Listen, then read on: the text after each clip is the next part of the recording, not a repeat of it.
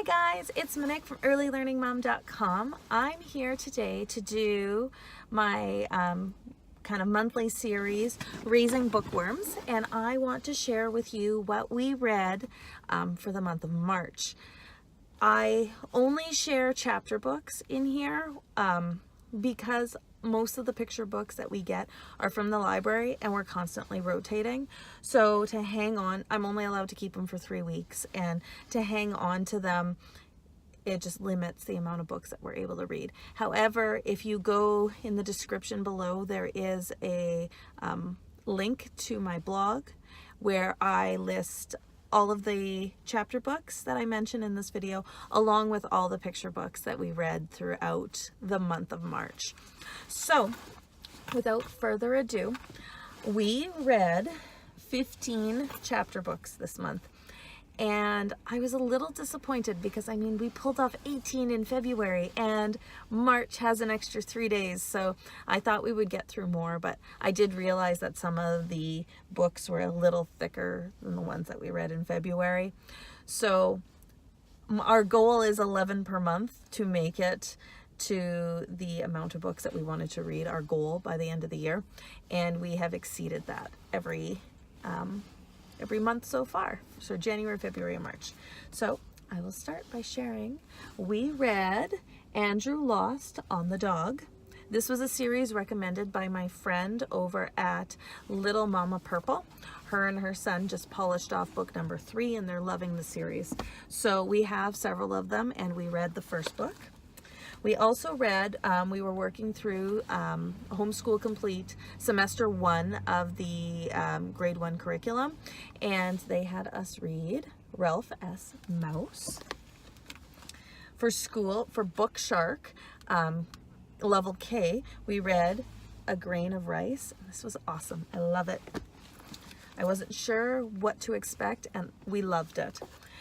Now for Book Shark, they wanted us to read Little House in the Big Woods, but we already read that book last year, and I didn't feel like he was ready for Little House on the Prairie yet. So what we did was we are reading through some of these smaller junior chapter books. They're the Little House chapter books. So we read Laura and Jack, and we also read Laura's Paw.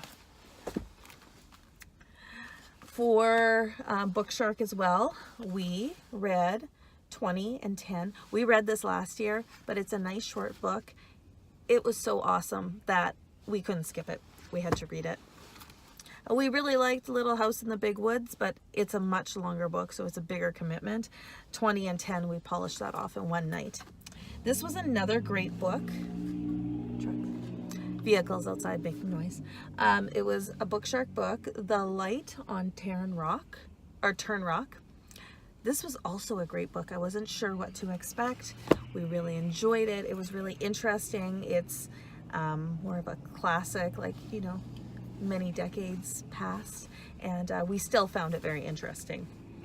This was Mary on Horseback, and it's 3 separate 3 mountain stories about a nurse who is getting medical aid to the people that are in the mountains and don't usually have medical aid. Amazing book. Once again, another one I didn't know what to expect. Amazing. Book Shark, most of the time, picks amazing books. There's a few that we've been like, but more often than not, they pick amazing books. So we read The Kitty Corner, and we had to put our Devon Rex kitten, she's not a kitten, she was 10 and a half years old, down, and we emailed the author. Actually, I'm going to show you that book. It's by the same author, so The Kitty Corner, Otis, is by the same author of The Puppy Place. And this was the first Puppy Place book that we read since Gizmo's passing. And at the end, she always shares a little letter at the end where she talks about her dog Django. And in this letter, she talked about how Django passed away.